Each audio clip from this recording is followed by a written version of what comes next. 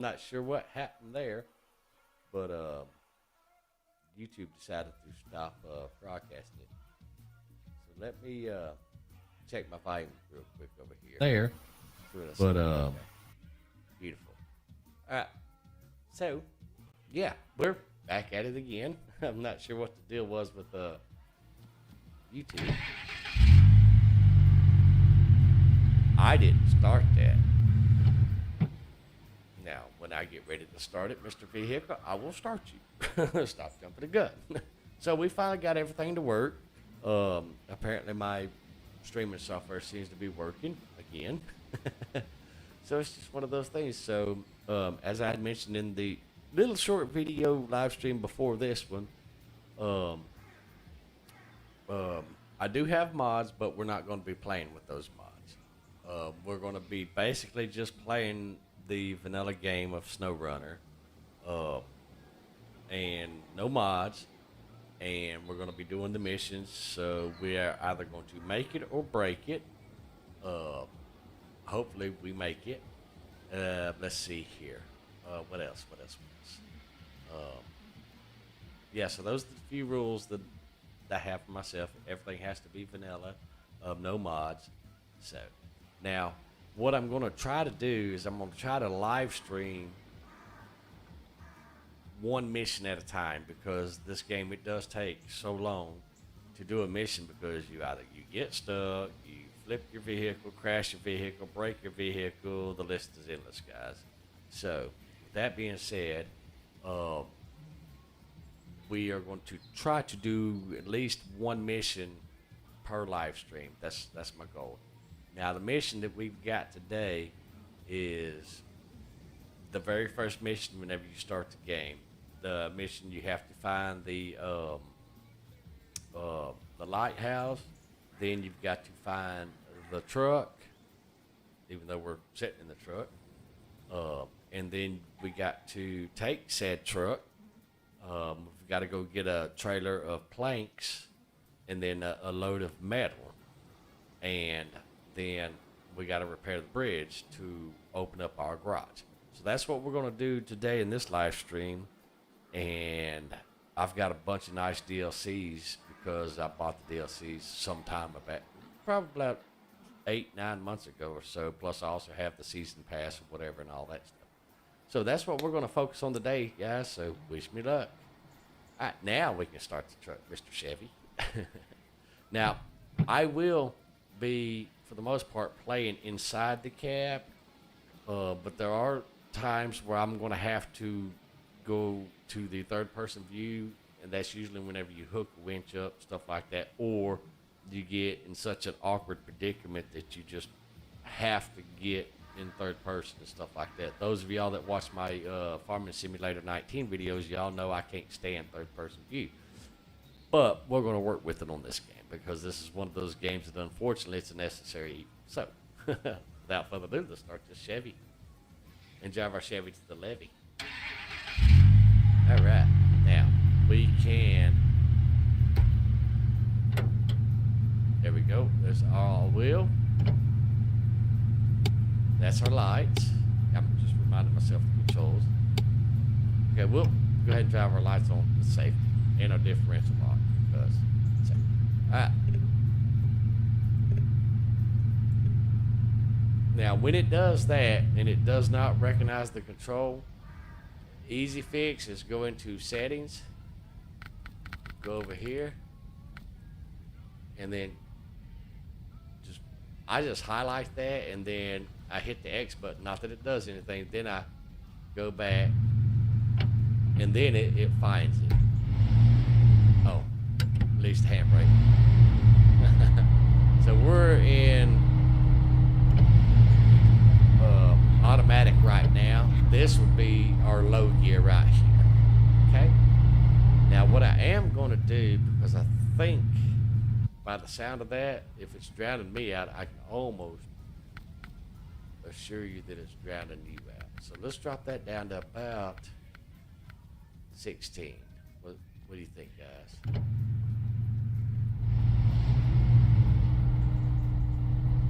Let's take that down to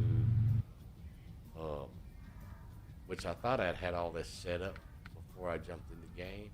Let's take that down to 10.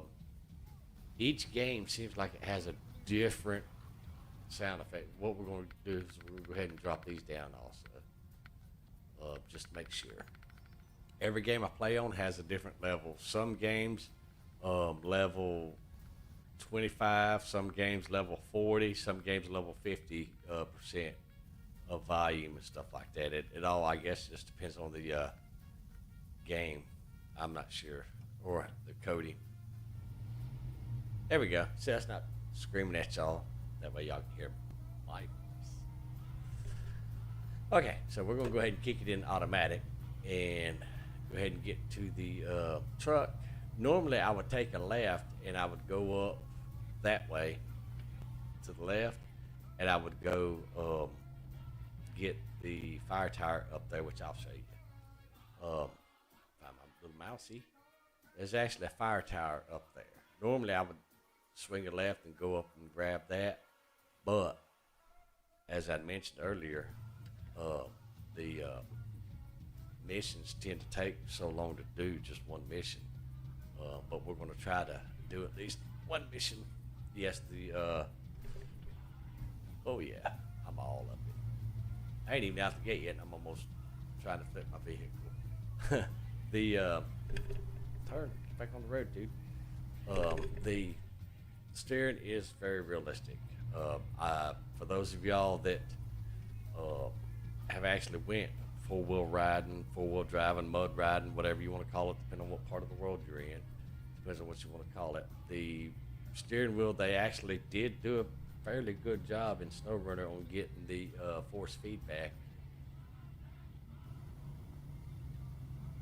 Pretty good, I'm guessing. But yeah, whenever you hit a bump or whatever, it jerks the steering wheel, which is good, because in real life, when you're actually doing some mud running or you're off-roading, when you hit a bump, the steering wheel will actually jerk to whatever direction, whatever side that bump is on that you hit. So, all right, now we're going to go through here. Normally I'll just run over the sides, but I'm trying to be safe. Safety. All right.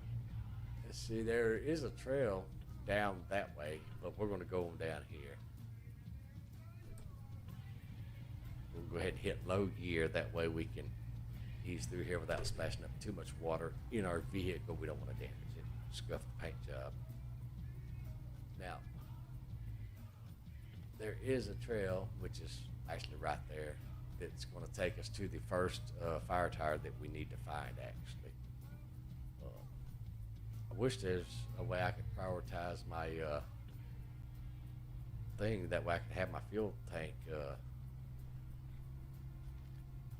or my fuel gauge, where I can see how much fuel I actually have in this thing, because I do not think that the fuel gauge in the vehicles work. I may be wrong, but we'll see, because the time I do all this and get to where I need to go, then the little fuel gauge, for those of y'all that don't know, in the dash right there, if you see the little gauge, the big gauge in the middle, it has the 10, 20, 40, all the way up to 80, that's the speedometer. The little gauges to the right of that, the one on top, that's actually the fuel gauge for this specific truck, for those of y'all that don't know. I don't know if that actually works. I really don't, but we're going to find out. Look at there. The first tower. Yay. All right. Now we're going to go on down. We're going to find our little truck.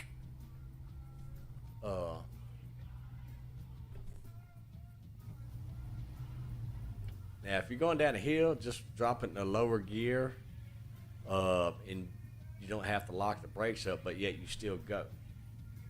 Just a little tip. So, this is actually the first time. I mean, I played it earlier, but then I went and, after I played it, I went and deleted all of my save games. That way I could start off fresh for you guys. Uh, but yeah, so this is actually the first time for me actually playing with a steering wheel and a shifter. So it's definitely going to be a treat for both you and me.